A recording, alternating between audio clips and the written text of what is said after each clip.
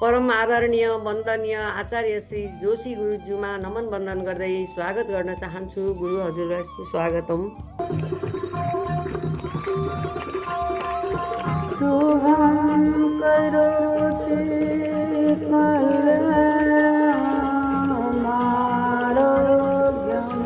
धनसम्पदां शत्रुबुद्धिविनाशाय दीपज्योतिर्नमोस्तुते दीपज्योतिर्नमोस्तुते। ॐ नारायणं नमस्कृत्य नरं चैव नरोत्तमं देवीं सरस्वतीं व्यासं ततो जयमुदीरये। चिन्तन गरिरहेका छौं क्षेत्र र क्षेत्रज्ञ।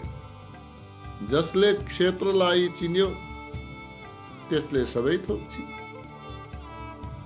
जसले क्षेत्रज्ञलाई चिन्यो त्यसले सबै थोक चिन्यो, जसले दुवैलाई चिन्यो त्यो पार भयो, त्यो यो भवसागरबाट मुक्त भयो।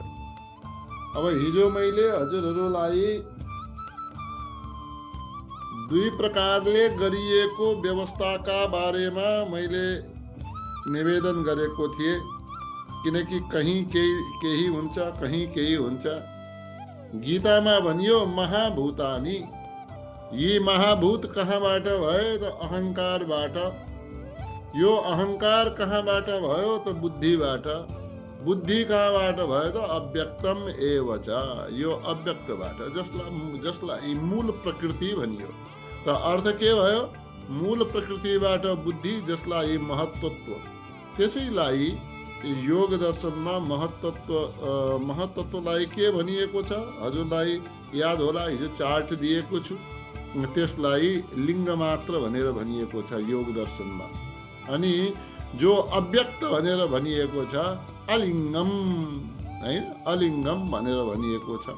त्यसमा अलिङ्गबाट लिङ्ग यानि कि प्रकृतिबाट महत्त्व यानि कि बुद्धि। अनि त्यसबाट महत्त्वबाट के भयो त भनेपछि योग दर्शनका अनुसार भन्ने हो भने अविशेषबाट विशेष।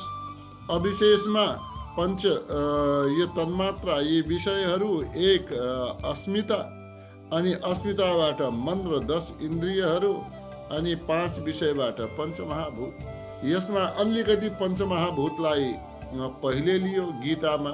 भाव एउटै हुन सक्छ, तर यी सबै अहंकारबाट उत्पन्न भएका हुन्, या भन्नुहोस् बुद्धिबाट उत्पन्न भएका हुन्। त यसैमा महाभूतबाट गीतामा के भनियो? महाभूतानि, त्यसपछि इन्द्रियाणि दशैकम च पञ्चचेन्द्रिय गोचर। त्यसपछि क्रममा यस्तो दियो कि 10 इन्द्रिय, 1 मन, 5 इन्द्रियका विषयहरू यस प्रकारले यहाँ भनियो। तर योग दर्शनमा पहिले यो विषयहरूलाई पहिले ल्याएर त्यसपछि त्यसबाट पञ्चमहाभूत उत्पन्न भएको यस प्रकारले पनि अन्य दर्शनहरूले पनि यस प्रकार भन्दछन्। पहिले तन्मात्र, शब्दादि, त्यसपछि पृथ्वी आदि। अच्छा, यी भए के स्वरूप, के को क्षेत्रको, यसका बारेमा हामीले चर्चा गर्यौं 5 नम्बर। अनि विकारम, विकार के हुन् त? इच्छा, द्वेषः, सुखम दुःखम, संघातः, चेतना, धृतिः, एतत् क्षेत्रं समासेन सविकारम उदाहृतम।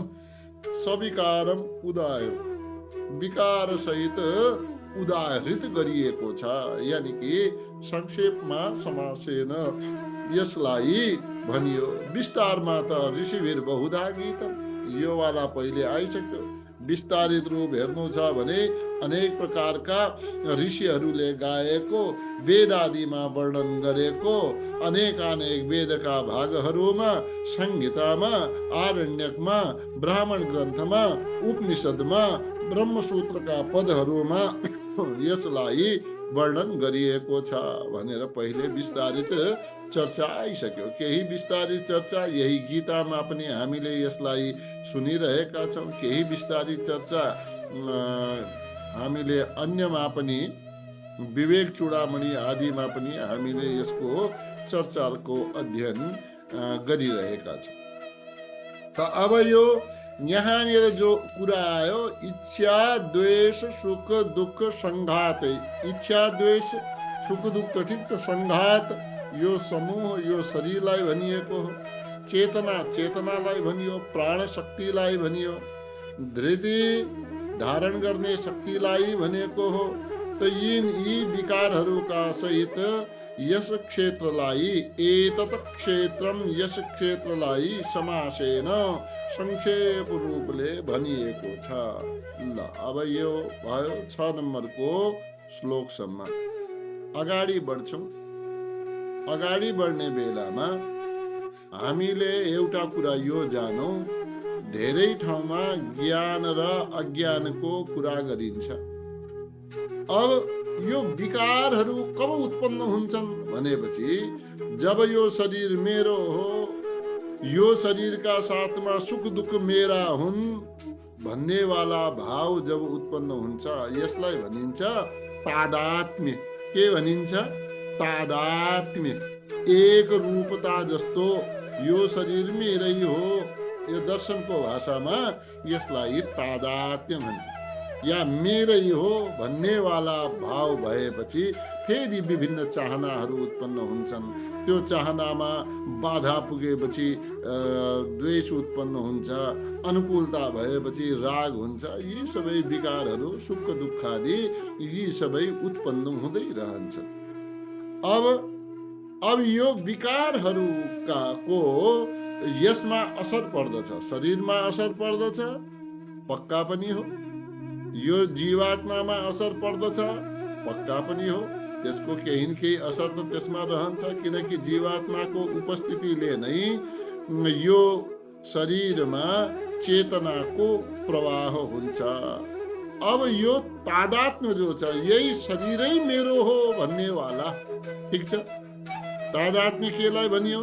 शरीरै मेरो हो, यो शरीरै म हुँ भन्नेवाला जो हो, त्यो मेरो हो भन्नेवालालाई मेटाउनु छ।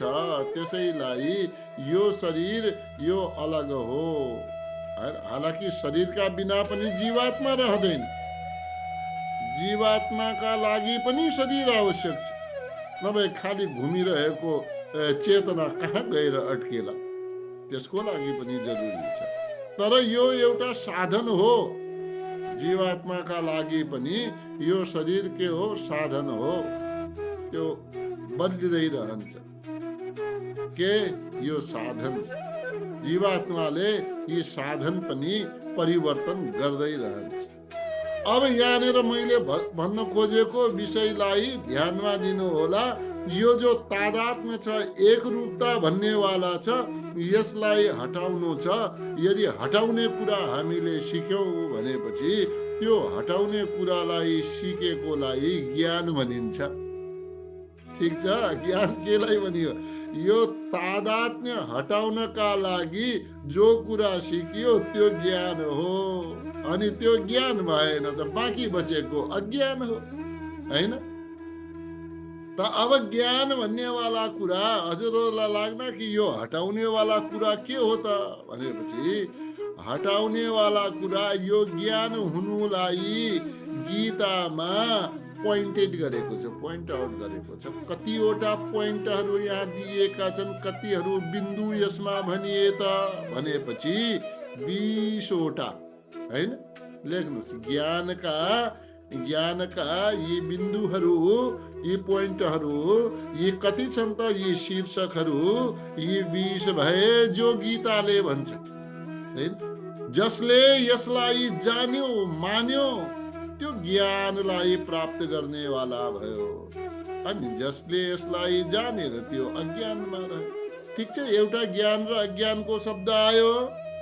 20 वटा साधन भनौँ, गीतामा भनिएका 20 वटा साधन, यी 13औं अध्यायको 7वां श्लोकदेखि 5 श्लोकसम्म 7, 8, 9, 10, 11 श्लोकसम्म 13औं अध्यायको 7औंदेखि 11औं श्लोकसम्म यो 20वटा साधन भगवानले भन्नुभएको छ। यसैलाई ज्ञान भनिएको हो। यो ज्ञानको वर्णन 5वटा श्लोकमा गरिएको छ। जसले यसलाई आत्मसात गर्न सक्यो त्यो ज्ञानी।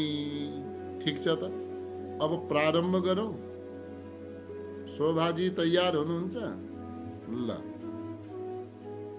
अमानित्वमदम्भित्वा ॐ अमानित्वमदम्भित्वा महिंसा क्षान्तिरार्जवम् महिंसा क्षान्तिरार्जवम् अमानित्वमदम्भित्वा अमानित्वमदम्भित्वा महिंसा क्षान्तिरार्जवम् महिंसा क्षान्तिरार्जवम् आचार्योपासनं शौचम् आचार्योपासनं शौचम् आचार्योपासनं शौचम् आचार्योपासनं शौचम् स्थैर्यमात्मविनिग्रहः धैर्यमात्मविनिग्रहः स्थैर्यमात्मविनिग्रहः धैर्यमात्मविनिग्रहः अमानित्वमदम्भित्वा महिंसा क्षान्तिरार्जवम् आचार्योपासनं शौचम् स्थैर्यमात्मविनिग्रहः अमानित्वमदम्भित्वा महिंसा क्षान्तिरार्जवम् आचार्योपासनं शौचं धैर्यमात्मविनिग्रहः। पहिलो ज्ञानको शब्द हो अमानित्व। अमानित्व मानले रहित हुनु, अदम्भित्वम दम्भले रहित हुनु, अहिंसा हिंसा भावले रहित हुनु, शान्ति क्षमा गर्नु, आर्जवम सरल हुनु, आचार्योपासनम गुरुको सेवा गर्नु, शौचम बाहिरी भित्री शुद्धता, स्थैर्यम स्थिरता, आत्म विनिग्रह। आत्मविनिग्रह भन्नाले मनलाई वशमा राख्नु। यस प्रकार त यसमा कतिवटा दिए? अमानित्वम 1, अदम्भित्वम 2, अहिंसा 3, शान्ति 4, आर्जवम 5, आचार्योपासनम 6, शौचम 7, स्थैर्यम 8, आत्मविनिग्रह 9 यसमा दिए है। अब यसलाई अलिकति विशेष रूपले यसको कुरा गरौँ है त। या यतिले भयो भने पनि अगाडि बढौँ, नभए यी बडा महत्त्वपूर्ण हुन्, यसको केही व्याख्या गरिहालौँ है त। के गरौँ शोभाजी, अगाडि बढौँ कि केही व्याख्या गरौँ? व्याख्या गर्ने गुरुदेव। व्याख्या गरौँ। हो, व्याख्या गरौँ। ल व्याख्यामा जाउँ। विशेष कुराहरू यसबाट जानिन्छ। दोस्रो कुरा, विशेष कुराहरूका सँगसँगै हामीले यसलाई राम्ररी बुझ्ने प्रयास गरौँ। राम्ररी बुझिन्छ पनि। पहिलो शब्द आयो अमानित्वम। एउटा त मानको भाव हुन्छ, मानिनो भाव हो मानित्वम। मानको भावलाई मानित्व भनिन्छ हैन। मानत्व कसो हो? आफै आफ्नो बडप्पनलाई प्रकट गर्नु। अरूले माने नमाने पनि आफ्नो बडप्पन आफै प्रकट गर्नु, यसलाई मानीको भाव भनिन्छ। आफ्नो बडप्पन नगर्नु, आफ्नो बडप्पन गर्ने चाहना नहुनु, यानी कि मानित्वको जो अभाव छ त्यसैलाई भनियो अमानित्वम। ठीक छ, अमानित्वम यानी कि मानीपनको अभावको नाम हो अमानित्वम। अब कहीँनिर वर्णको आश्रमले कोही आफूलाई श्रेष्ठ देखाउन चाहन्छ, कोही यो आश्रममा बसेको छु यसका हिसाबले म श्रेष्ठ छु भन्ने देखाउन चाहन्छ। कसैले भन्छ ममा कति योग्यता छ थाहा छ, योग्यता प्रकट गर्न चाहन्छ। योग्यताको भावलाई पनि देखाउन चाहनु, आफ्नो विद्यालाई पनि बताउन चाहनु। आफ्ना विभिन्न गुणहरू हुन्छन्, दयाको गुण, दानको गुण, शान्तिको गुण, माया, ममता, प्रेम, श्रद्धा, विश्वास। त यी सबै गुणलाई आपसे आप प्रकट गर्नु। अनि अब आज भोलि सबभन्दा ठुलो के छ? ठुलो पदमा बस्यो कि उसले देखाइहाल्नु पर्ने, बताइहाल्नु पर्ने। अनि फेरि आज भोलि हाम्रा पतञ्जलिमा त पदै पद छ। अब यहाँ विभिन्न पदवाला भए, कहीँनिर समारोह भयो भने मेरो चाहिँ नाम लिएन भनेर त्यो कुन बेला त्यो मिटिङबाट त्यो निस्केर गयो थाहै हुँदैन, मेरो नाम लिएन। हेरा, त यो के हो? अमानित्वम हुनु पर्दछ। नाम लिएन भने पनि कमसेकम मलाई दुनियाँका सामने प्रकट गरेन, भगवानको कृपा हो भनेर खुसुक्क पछाडि गएर बसौँ त है।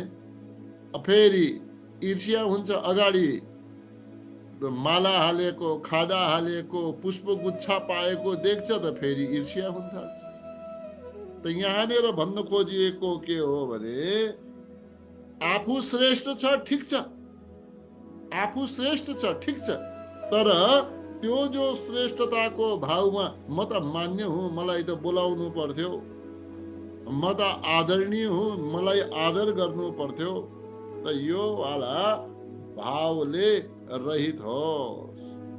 त यदि मानीको भाव रहन्छ भने मलाई मान्नु पर्ने हो भन्ने वाला भाव गएपछि उस कहीँनिर हामी साधनामा गयौँ, सम्झनुहोस् एकछिनका लागि, योगमा गयौँ। अब कोही आफूलाई ठुलो व्यक्ति मान्दछ, कदम कदाचित सबै त एकै हुन् भनेर उसलाई बोलाइदिएन अगाडिपट्टि। उसको भाव के रहन्छ? ए म त यति ठुलो मान्छे, मलाई आमन्त्रित गरेन त भने। अब ऊ योगको पुरा समयमा आफ्नो मान नभएको नै चिन्तन गरिरहन्छ। शरीर त हल्लाइरहेको हुन्छ, तर उसको चिन्तन कहाँ हुन्छ कि मेरो मान भएन भन्ने वाला भावमा हुन्छ। अब जब आफ्नो मान भएन भन्ने वाला भावमा गयो, मूल कर्म उसको छोडिन्छ, त्यागिन्छ, त्यो कर्म गरेको हुँदैन। यदि मानको भाव कम गरेको भए मलाई यहाँनिर मेरो पदसँग के मतलब, मेरो ज्ञानसँग के मतलब, म त यो साधना गर्न आएको हुँ, साधना गर्ने वालाले मान खोज्नु हुँदैन भनेर जब आफ्नो मानीपनको भाव कम हुँदै जान्छ, त्यति त्यति परमात्मातर्फ उसको मन लाग्दै जाला। जहाँ जहाँ देख्नु होला साधनामा जसले मान खोज्यो त्यसको साधना हुँदै हुँदैन। यानी कि मान खोज्ने वालाले साधना गर्न सक्दैन। त भगवानले पनि भन्नुभयो, हेर अर्जुन, ज्ञानको पहिलो सिँढी हो आफू आफ्नो मद पद सबको त्याग गरिदिनु। जसले त्याग गर्न सक्यो त्यो साधनाका पथमा साधनहरूका साथमा अगाडि बढ्न सक्दछ, जसले आफ्नो मान, आफ्नो बडप्पन, आफ्नो यो ठुलो हुँ, श्रेष्ठ हुँ भन्नेवाला भावको त्याग गर्न सकेन, त्यसले साधनामा अगाडि बढ्न सक्दैन। त्यसैले योगीले मानको चाहना राख्नु हुँदैन।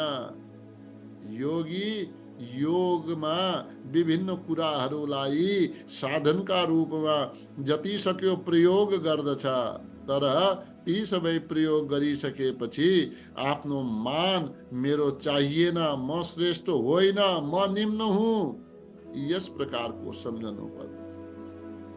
मैले एक दुई कुराहरू धेरै ठाउँमा भन्ने गर्छु। एउटा सन्यासी गए, माते म हजुरको यहाँ आज, हजुरले धेरै निमन्त्रणा दिनुभयो, म हजुरको यहाँ ठिक छ आउँछु त। माताजीले आउनुहोस् न गुरु मेरा घरमा भोजन गर्न भनेर भन्नुभएको रहेछ।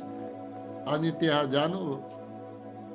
माते म त घरभित्र आउँदिन, मेरो यो कमण्डलुमा हजुरले प्रसाद राखिदिनुहोस् भनेछ। अब कमण्डलुमा त्यो झारपात इत्यादि पहिलेदेखि भरिएको, अनि माताजीले अलि टाइम लगाउनु भयो, त्यो पहिले कमण्डलुलाई सफा गर्नुभयो, अनि त्यो कमण्डलु सफा गरेपछि त्यसमा खीर हालिदिनु भयो। आउनु मात्रै बहुत देर लगाइदिनु भयो त भने, किन देर लगाइदिनु भयो, मलाई त ढिलो भयो, म त धेरै एक ठाउँमा यसरी उभिँदैन, एक ठाउँमा मेरो रहने बानी छैन। माताजीले भन्नुभयो, हे साधो, तपाईका लागि मैले प्रसाद समयमा निर्माण गरे, तपाईका लागि प्रसाद हाल्न आँटेकी थिए, त्यसै बेला मैले तपाईको कमण्डलो झारपातले भरिएको देखे, अनि यो झारपातलाई सफा गर्न समय लागेको हो, मेरो अन्य मेरा कारणले विलम्ब भएको होइन। अब उहाँको समझमा आयो कि आफू भरिएर जाँदा ज्ञान प्राप्त हुँदैन। सार भाव यही हो। सार भाव के हो, कहीँनेरबाट केही प्राप्त गर्नु छ भनेपछि आफ्नो भाँडो, आफ्नो पात्रलाई खाली गरेर जानुपर्छ, आफ्नो भाँडो, आफ्नो पात्रलाई सफा गरेर जानुपर्छ, तब हामीले शुद्ध प्रसाद प्राप्त गर्न सक्दछौँ। त्यसै झारपात भएकैमै खीर हालिदियो भने, प्रसाद हालिदियो भने त्यो राखेको प्रसाद खान योग्य हुन्थ्यो त? खान योग्य हुने थिएन। त्यसले कहीँ पनि जाँदा, कुनै पनि स्वाध्याय सुन्दा, कुनै पनि ज्ञान प्रवचन सुन्दा पहिले आफूमा म ज्ञानी हुँ, म मानी हुँ, म श्रेष्ठ हुँ भन्नेवाला भाव समाप्त गरिदिनुपर्छ। अब हामी स्वाध्याय गरिरहेका छौँ, वर्षौँ वर्ष भयो। अब जसले मैले सिक्नु छ भन्नेवाला भावले स्वाध्याय गर्यो, उसले सिके। जसले मलाई त आउँछ, यिनीहरू के भन्दा रहेछन् भन्नेवाला भावले गरे, उनीहरू जस्ता आफू थिए त्यस्तै छ। भन्नु खोजेको के हो, यहाँनिर भगवानले पहिलो ज्ञानको सिँढी केलाई मान्नुभयो? आफ्नो मानलाई छोडिदिनु, आफ्नो श्रेष्ठताको भावलाई त्याग गरिदिनु। त पहिलो के भयो भन्नुहोस् त? अमानित्वम। ठिक छ, भन्नुभयो, हजुरले उच्चारण गर्नुभयो, अमानित्वम लेख्नुभयो, लेख्नुभयो। नभएपछि फेरि यसलाई सुन्दै गर्नुहोला, फेरि पनि लेख्न सकिन्छ। त पहिलो ज्ञानको कुरा अमानित्वम, त्यसका अगाडि लेख्नुहोला, मैले आफ्नो मानको प्रकट गर्ने छैन, मैले सम्मानको चाहना राख्ने छैन, मैले श्रेष्ठताको चाहना गर्ने छैन, मैले कुनै पनि समयमा, कुनै पनि सभा समारोहमा मानका लागि अग्रसर हुने छैन भनेर आफ्नो एउटा भाव आफैमा राख्नुहोला। फेरि यस्तो मैले लेखेकी छु, मैले त अब श्रेष्ठता चाहिँदैन, मान चाहिँदैन, माला चाहिँदैन भनेर लेखेको छु भनेर भन्दै नघुम्नु होला नि। त्यो आफ्ना लागि, आफ्ना भावका लागि। त पहिलो ज्ञानको सिँढी के हो? अमानित्वम। ठिक छ।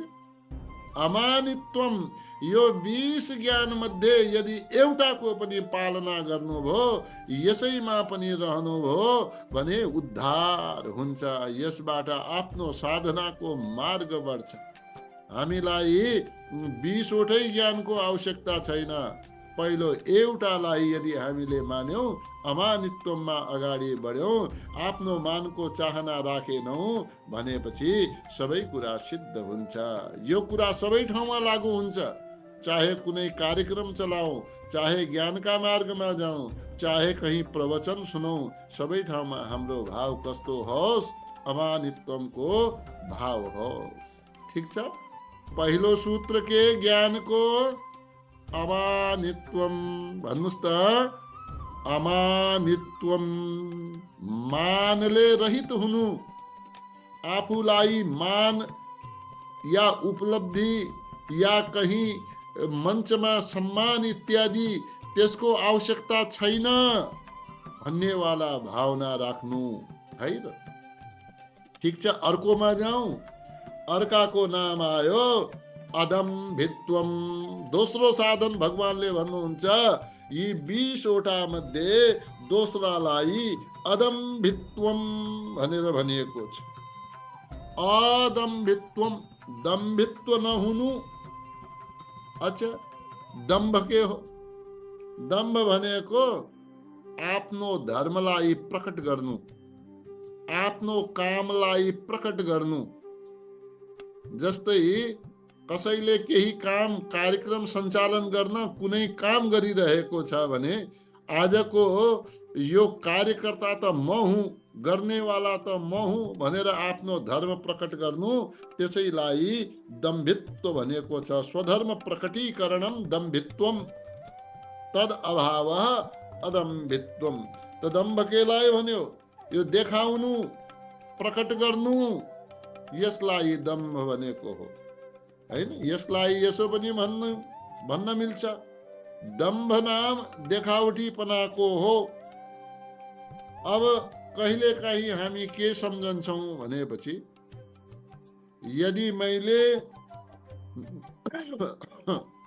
मेरा राम्रा गुण देखाए भने मैले राम्रो छु भन्ने जस्तो भए भने, अनि प्रवचन गर्न आउँदा पनि एक दुई लामो लामो टीका लगाऊ भने, पुरै निधारमा टीका लगायो भने, ओहो ये त ठुलै गुरु रहेछन् भनेर मान्लान् भन्नेवाला भावमा यदि मैले टीका लगाए भने, यदि मैले त्यसै अनुसारको पहिरन लगाए भने, मैले प्रवचन गर्दा चाहिँ मैले धोती कुर्ता लगाउने, अरू बेला चाहिँ मैले जिन्स लगाउँदा पनि हुने हैन, टी सर्ट लगाउँदा पनि हुने।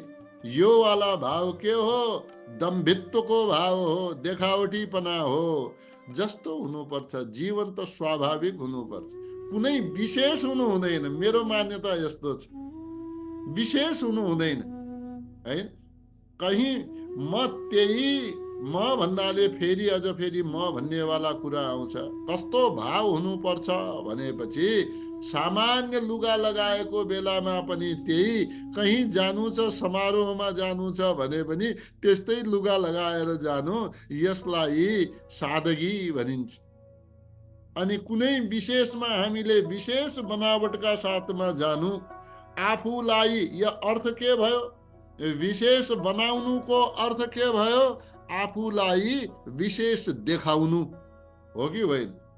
आफूलाई अन्यको तुलनामा आकर्षण उत्पन्न गर्नु, अनि अन्य मानिसहरू ममा चाहिँ आकर्षित होउन्। आकर्षितको माने मेरा तर्फ चाहिँ नजर जाओस्। त यस प्रकार आफ्ना, अब कहिले अवगुण त मान्छेले देखाउन चाहँदैन, पक्का पनि के देखाउन चाहन्छ? गुणहरूलाई प्रकट गर्न चाहन्छ। नभएका गुणहरूलाई पनि प्रकट गर्न चाहन्छ। अब गुणहरूलाई प्रकट गरे, म कहीँनिर सभा समारोह हुँदैछ, ल है ऊ ठुला गुरुजीहरू आए, उता आचार्यजी आए, यी त जुममा पनि प्रवचन गर्छन्, अन्य ठाउँमा पनि प्रवचन गर्छन् भनेर आफूलाई पहिले 4 जनालाई भनेर त्यो भनेर गयो भने मलाई चाहिँ मञ्चमा ठाउँ देलान्, मलाई चाहिँ माला लगाइदेलान्, मलाई चाहिँ ठुलो आसन देलान्। आफ्नो गुण त्यस्तो नभए पनि त्यो अनुसारको गुण देखाउनु, आफ्ना गुणहरू कम भए पनि गुणहरूलाई ज्यादा देखाउनु, यो सबै दम्भ हो। दम्भ माने देखावटी प्रवृत्ति हुनु है। अमानित्वमा धेरै कुरा आइसकेका छन्, त्यसैले अदम्भित्वमा धेरै कुरा मैले गर्दिन, यति मात्रै गर्छु कि आफ्ना गुण, म एउटा कुरा यहाँ हजुरसँग भन्न चाहन्छु। एउटा दम्भ त यो भयो कि आफूमा नभएका गुणहरू पनि जबरजस्ती देखाउनु। शान्त छैन, शान्त देखाउनु। दयावान छैन, एकछिनका लागि फोटो खिचाउन दयावान देखाउनु। गाईको कहिले पूजा गर्दैन, सेवा गर्दैन, घरबाट भगाउँछ, फोटो खिच्न चाहिँ गाईका नजिकमा गएर हात जोडेर फोटो खिचाएर गौमाता की जय भने त्यसपछि गाई कहाँ छन् थाहै छैन हैन। अनि गौसेवा, गौशालाका बाहिर गएर फोटो खिचाउनु, त्यो के भयो? अनावश्यक दम्भ हो कि होइन? गाईप्रति माया छ भने आफै पाल न कहीँ हैन। त्यही त हो, माया छ भने आफै पाल्नु पर्यो। अर्काले पालेको गौशालामा गएर एकछिनका लागि फोटो खिचायो, जय हो, त्यसरी गौमाताको जय कहाँ हुन्छ? त्यो त खालि दम्भ मात्रै हुन्छ। दम्भ के भयो? नभएका कुराहरूलाई देखाउनु, आफ्नो भित्री भाव त्यस्तो नभए पनि प्रकट गर्न खोज्नु, त्यो चाहिँ दम्भ हो। त्यो दम्भित्व यहाँ बतायो। त यो दोस्रो ज्ञानको यी साधन यदि अगाडि बढ्नु छ, ज्ञानमा प्राप्त पुग्नु छ भनेपछि दम्भित्वलाई हटाउनु पर्दछ। ठिक छ प्रभु, दम्भित्वलाई हटाउनु पर्दछ। खोइ त टाउको पनि हल्लाउनु भएन। ल के छैन? अदम्भित्वम। तेस्रो के भयो? अहिंसा।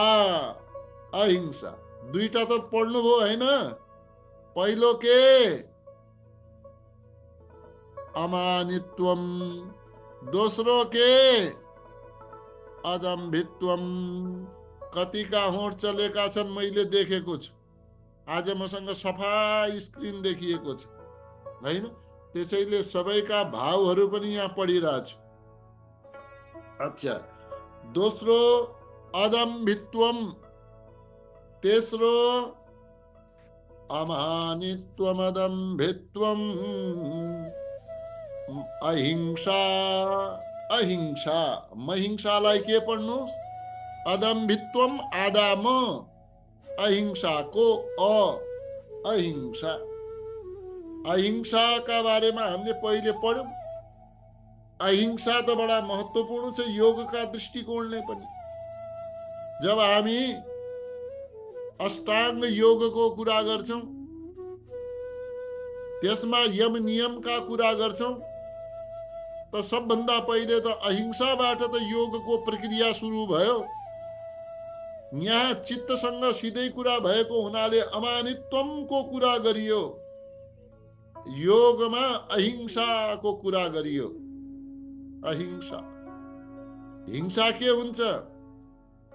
मनले, वचनले, कर्मले कसैलाई पनि दुख दिनु। मात्र हत्या गर्नु हिंसा होइन। अब त्यो त हत्या गर्नु त हिंसाको पराकाष्ठा भइहाल्यो। त्यो भन्दा ठुलो हिंसा त केही भएन। चित्त दुखाउनु पनि हिंसा हो।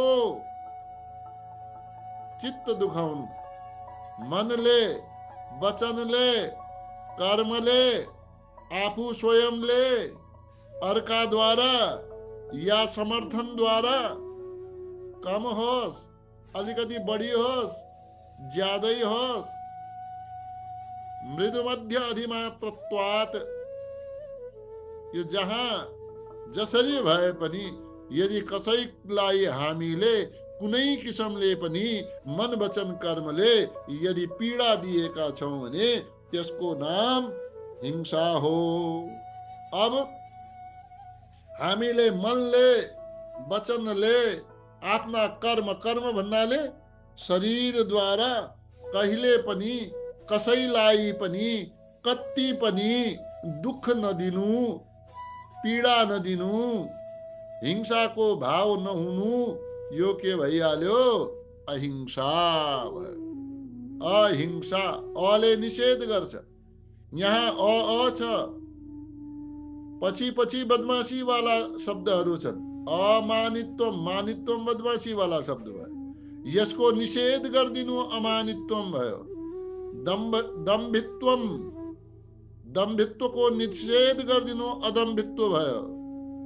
अहिंसा, हिंसाको निषेध गरिदिनु अहिंसा भयो। है त यहाँनिर तीनवटा अ आए। यसलाई निषेध गर्नु, पहिले आफ्नो कुनै ज्ञान बढाउनु भन्दा पनि, अरू चिज गर्नु भन्दा पनि, धेरै पूजा पाठ गर्नु भन्दा पनि पहिले आफ्नो मनलाई नियन्त्रित गर्नुस्। अमानित्वमका द्वारा, अदम्भित्वमका द्वारा, अहिंसाका द्वारा अनि योगको मार्गमा उन्मुख हुन सकिन्छ, योगको मार्गमा प्रवृत्त हुन सकिन्छ। त तेस्रो के भयो? अहिंसा कृतकारितम अनुमोदितम, आफू पनि नगर्नु, अरूद्वारा पनि नगराउनु, अनि कहीँनिर हिंसा भइरहेको छ भनेपछि त्यहाँनिर त्यसको समर्थन नगर्नु। हिंसा किन हुन्छ? अझ यहाँनिर यो कारण पनि जानु। हिंसा किन हुन्छ हजुरलाई थाहा छ कि छैन? हजुरलाई थाहा छ, 3 भावद्वारा हिंसा हुन्छ। क्रोध, लोभ, मोह पूर्वक। किन हुन्छ यो हिंसा? हिंसा हुने कारण के हो? एउटा त क्रोध आयो भने हिंसा हुन्छ। त्यसबेला आफ्नो विवेक समाप्त हुन्छ, विवेक रहँदैन, क्रोधले हिंसा हुन्छ। त्यसपछि लोभले हिंसा हुन्छ। लोभमा फसेर पनि हिंसा गर्दछ, अर्कालाई पीडा दिन्छ, दुख दिन्छ। हैन? यो एक व्यक्तिले धन कमाउने हिसाबले अनैतिक रूपमा घुस लिन्छ, भ्रष्टाचार गर्दछ। उसले आफ्नो आचरण त बिगार्यो। बिना धन लिएर पनि कुनै गरिब सेवाग्राहीबाट, कुनै काम गर्न आएकाबाट उसले अनावश्यक रूपमा धन लिन्छ भने त्यो सेवा लिन आएको व्यक्तिको मन दुख्छ, पीडा हुन्छ उसलाई। हालांकि कहीं देला आफ्नो काम निप्टाउनु छ भने, अब मर्ता क्या न करता, देला कहीं, हैन? तर दियो भने पनि उसले खुसीले दिएको हुँदैन, उसको मनमा पीडा हुन्छ। त यो लिनेवालाले लोभका कारणले लियो, तर दिनेवालाले दुखी मनले दियो। यो के भयो? त्यो हिंसा भयो। त क्रोधले यो हुन्छ, लोभले यो हुन्छ, मोहले यो हुन्छ हिंसा। मोहात् अपि, मोहले, क्रोधात्, लोभात्, मोहात्, या क्रोधेन, लोभेन, मोहेन। अब क्रोधले पनि कृतकारिता अनुमोदित हुन्छ, लोभले पनि कृतकारिता अनुमोदित हुन्छ। आफै लिँदैन घुस, कसैबाट लिन्छ, कारित भएन। आफै लियो भने कृत भयो, अर्काबाट लियो भने कारित भयो। त यो अनेक प्रकारका यी हिंसाका भेदहरू छन्, हिंसाका अनेक यी मात्राहरू छन्। यहाँनिर छोटो हिसाबमा हामी यति जानौं, आफ्ना शरीरद्वारा कसैको हिंसा नगरौं, कसैलाई दुख नदिउँ। आफ्ना वाणीद्वारा कसैलाई पीडा नपुर्याउँ। आफ्ना शरीर माने आफ्ना कर्मद्वारा कसैलाई पनि हिंसा नगरौं, पीडा नगरौं, अनि आफू पनि नगरौं। अरूद्वारा पनि नगराउँ अनि कहीँ भइरहेको छ भने त्यसको समर्थन पनि हामी नगरौँ। त यो बाँकी अन्य कुराहरू क्रोध लोभ मोह इत्यादि त यसका कारण भए, तर हामी नगरौँ, हिंसाले रहित बनौँ। मुख्य रूपमा आफ्नो सबभन्दा पहिले हिंसा हुनेवाला कुरा तपाईँको मनको त कसैले जान्दैन, अहिले मनले भनेको त जान्दैन, तर वचनले त तुरन्तै अहिले मैले कसैलाई सङ्केत गरेर केही भनिदियो भने उसको चित्त दुख्छ, तत्काल प्रभाव पर्यो कि परेन, होइन? मनको कुरा त मनैमा रहला, भोलि प्रकट होला, मनको पनि वचनमा आउला, वचनमा भनिरहेका कुराहरू कर्ममा आउलान्, तर अहिलेका लागि त अर्कालाई चित्त दुखेन नि त, किनकि उसलाई थाहा छैन मलाई भन्यो कि भनेन। तर वचनका कुरा, वचनको बाणले फेरि जो पीडा हुन्छ नि, त्यो पीडा ठुल्ठुलो घाउले पनि दिँदैन भनेर भन्छन्। बोली छुटेको बाण भन्छ, फेरि फिर्ता आउँदैन। बोल्यो त बोल्यो, पछि सरी भनेर के गर्नु, है? पछि क्षम्यताम भनेर के गर्नु? यसको हिंसा बडा गम्भीर हुन्छ।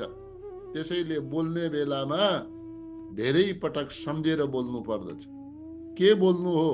अहिले बोले कसैको चित्त दुख्यो, अब हामीले एक पटक बोलेको कुरालाई 10 पटक सरी भनेर भने पनि त्यो वाला बोलेको कुराको जुन एक पीडा मर्मस्थानमा भेदन भइसकेको हुन्छ, हृदयमा चोट पुगिसकेको हुन्छ, त्यो चोटलाई अलिकति मरहम लगाए पनि त्यसबाट चाहिँ मुक्त हुँदैन। यो यति गम्भीर खालको हिंसा हुन्छ, है? मारेको मात्रै, काटेको मात्रै हिंसा होइन, वचनको हिंसा बडा खतरनाक हुन्छ। त्यसैले सबभन्दा पहिले यी साधनाको पथमा आफ्नो वचनलाई साम्य गर्नुस्, वचनलाई नियन्त्रित गर्नुस्। त्यसैले त मौनको अवधारणा आयो।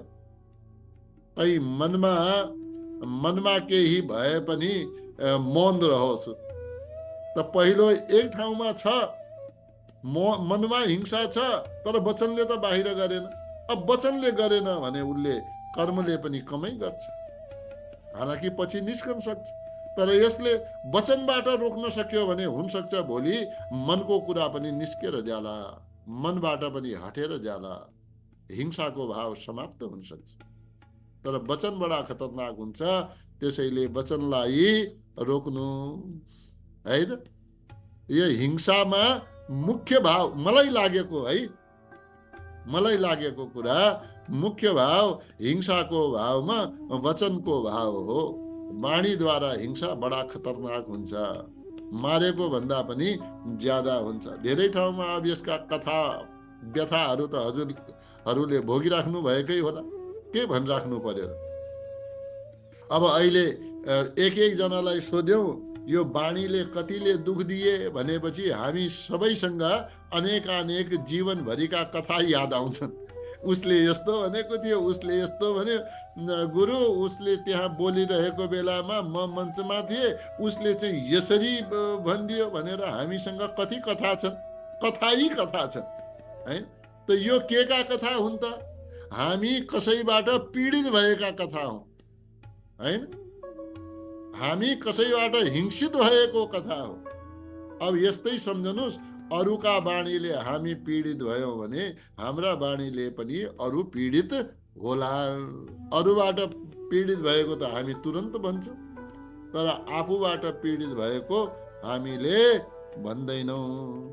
भन्नुस् त एकपटक शोभाजी, श्लोक त यो 3 दिन जाने जस्तो पो लाग्यो त। अमानित्वम अदम्भित्वम भन्नुस्। अमानित्वम अदम्भित्वम अहिंसा भन्नुस्। अहिंसा। आजको स्वाध्याय यसै हजुरका 3 वाणीका साथमा विराम लिन्छ। ओम पूर्णमदः पूर्णमिदं पूर्णात् पूर्णमुदच्यते पूर्णस्य पूर्णमादाय पूर्णमेवावशिष्यते। ओम शांति शांति शान्ति। धेरै धेरै धन्यवाद हजुरहरू सबैलाई। साधुवाद। आजको दिन शुभ रहोस्। ओम नमः।